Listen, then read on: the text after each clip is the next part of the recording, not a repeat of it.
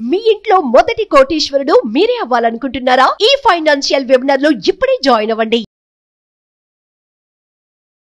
నమస్కారం శంకరి గారు. నమస్తే సిరి. మనము మేనిఫెస్టేషన్ చేయడానికి ఎన్నో టెక్నిక్స్ చెప్పుకున్నాం మేడం. అందులో భాగంగా టెక్నిక్స్ ఉన్నప్పటికీ కూడా మనం మేనిఫెస్టేషన్ చెయ్యాలి అనుకున్నప్పుడు మన హార్ట్, మన బ్రెయిన్ రెండు ఒకటే సీక్వెన్స్లో ఉన్నప్పుడు మాత్రమే లాజికల్గా, ఎమోషనల్గా వర్కౌట్ అవుతేనే మనం ఏదైతే మేనిఫెస్టేషన్ చేస్తామో అది జరుగుతుంది అని చెప్తూ ఉంటారు. అవి రెండు సింక్ అవ్వాలి అంటే ఎలా చేయొచ్చు అంటారు మేడం?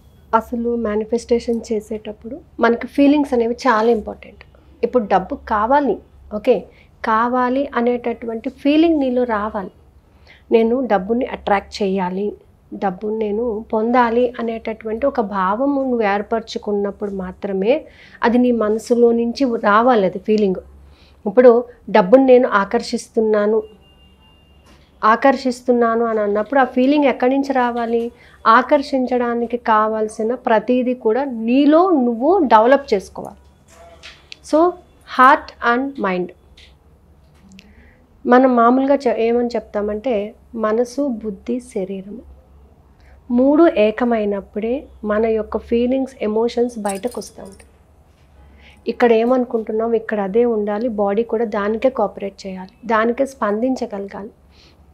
ఇప్పుడు ఫర్ ఎగ్జాంపుల్ మీకు ఒక ₹1 కోటి వచ్చినాయండి, ₹1 కోటి వచ్చినాయి, మీరు అడిగారు, యూనివర్స్ని ఇచ్చేసింది. సో ₹1 కోటి ఏం చెయ్యాలి అనేటటువంటి క్వశ్చన్ ఇక్కడ లేసింది. కానీ ఇక్కడ ఏమనిపిస్తుంది, అబ్బా ₹1 కోటి వచ్చినాయి అని అనిపిస్తుంది. అంటే ఇక్కడ సింక్ అవ్వట్లేదు. అవును కదా. సో బాడీ కూడా ఏంటి ఇది ఏం జరుగుతుంది అనే దీనిలోనే ఉంటుంది తప్ప ₹1 కోటి వచ్చినాయని ఆనందపడిపోవడానికి ఛాన్స్ లేదు. ఇప్పుడు ఎవరైనా అడిగితే ₹1 కోటి ఎక్కడి నుంచి వచ్చినాయి చెప్పడానికి సమాధానం లేదు. కాబట్టి నువ్వు ఏది కోరుకున్నా, ఏది అడిగినా కూడా మనసులో నుంచి క్లారిటీతో అడగాలి. నీ బ్రెయిన్ కూడా ఆ కావాల్సినటువంటి ఫీలింగ్స్ని పంపించగలగాలి. ఓకే, ఈ ఫీలింగ్స్ ఎప్పుడైతే రెండిటికి కొలాబరేట్ అవుతాయి, ఏకమవుతూ ఉంటాయో, అప్పుడు మాత్రమే నీ ఎమోషనల్గా నువ్వు చెప్పగలుగుతావు. ఒక ఎఫర్మేషన్ మనం చెప్పాలి అని అంటే, ఎమోషనల్గా నువ్వు చెప్పాలి అని అంటే ఈ రెండు చక్కగా కనెక్ట్ అవ్వాలి. హార్ట్ చక్ర ఫస్ట్ కనెక్ట్ అవ్వాలి.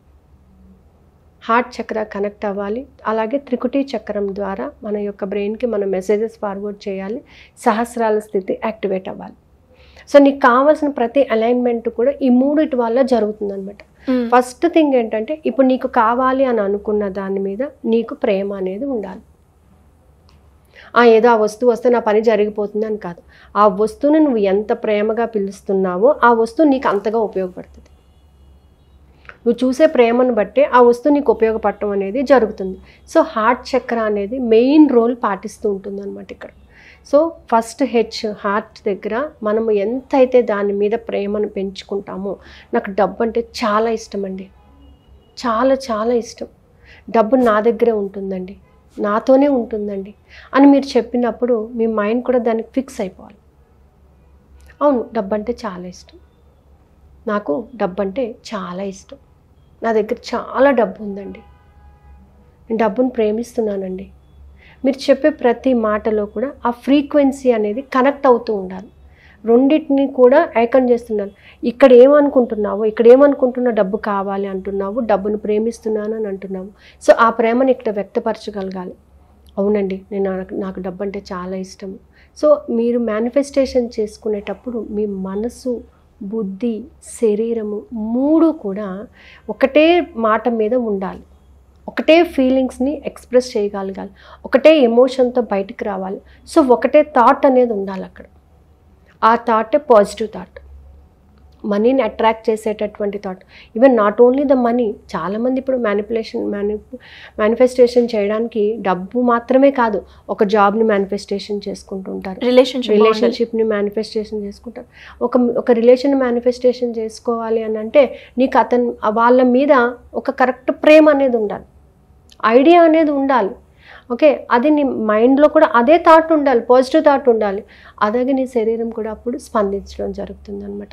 కాబట్టి ఏంటంటే మనసు, బుద్ధి, శరీరాన్ని పెట్టి మనం బ్రీత్ చేసేటప్పుడు మూడింటిని కూడా ఒకటే లైన్ మీద తీసుకొస్తాం.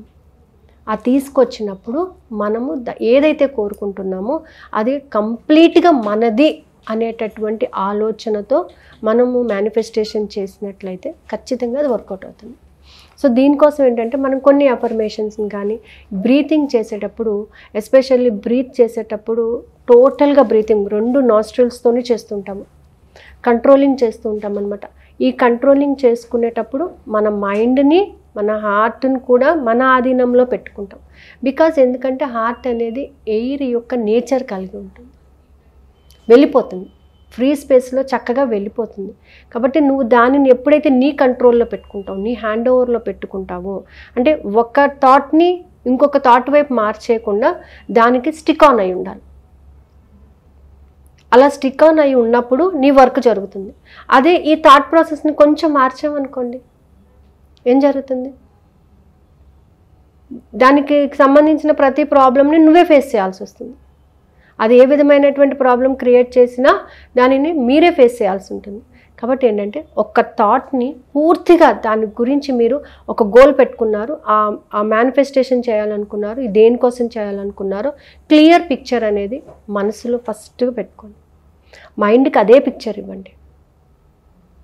ఈ 2 ఏకమైనప్పుడు బాడీ కూడా కోఆపరేట్ చేస్తుంది. అంటే మీరు చేసే వర్క్కి మన బాడీలో ప్రతి అవయవము కూడా స్పందించగలగాలి, హ్యాపీగా ఫీల్ అవ్వాలి, ఎమోషన్స్ రావు. లేకపోతేనే ఏంటి అనేటటువంటి ఒక భయాన్ని తీసేసి హార్ట్ చక్ర ద్వారా ప్రేమతో దానిని పొందగలగాలి.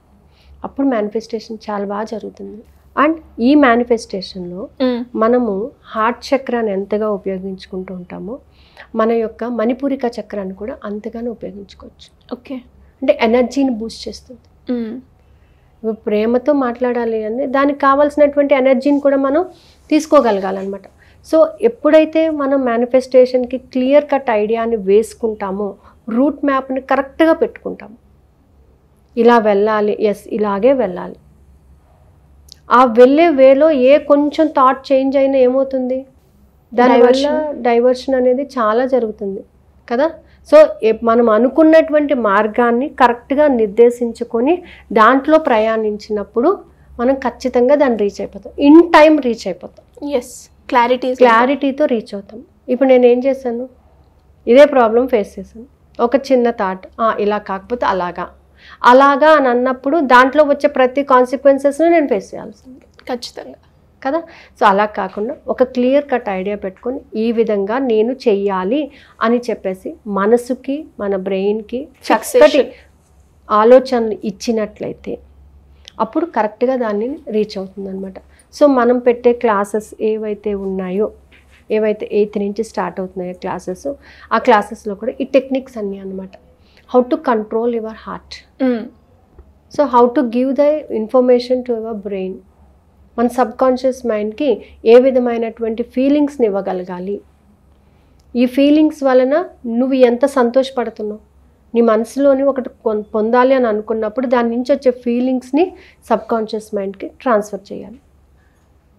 సో ఈ ట్రాన్స్ఫరింగ్ అనేది ఎలా చేయాలి, ఇవన్నీ కూడా టెక్నిక్స్ అన్నీ కూడా మనం క్లాస్లో చెప్పుకోవడం జరుగుతుందండి. సో దానికోసమే మనం 45 days కండక్ట్ చేస్తున్నాం క్లాసు. నిన్న ఆల్రెడీ ఒక డెమో క్లాస్ అయ్యింది. So most of the students attend అయ్యారు. సో బాగా కూడా జరిగింది డెమో క్లాసు. అండ్ 8th నుంచి ఒరిజినల్ క్లాస్ అనేది స్టార్ట్ అవుతుందండి. ఇంట్రెస్ట్ ఉన్న వాళ్ళు ఎలా అప్రోచ్? ఇంట్రెస్ట్ ఉన్న వాళ్ళు కింద స్క్రోల్ అవుతున్న నెంబర్స్ని కాంటాక్ట్ చేస్తే వాళ్ళు ఇన్ఫర్మేషన్ ఇస్తారండి. థ్యాంక్ యూ అండి. Thank you so much. Suman టీవీలో మీ పర్సనల్ అండ్ బిజినెస్ ప్రమోషన్స్ కోసం కింది నెంబర్కి కాంటాక్ట్ చేయండి.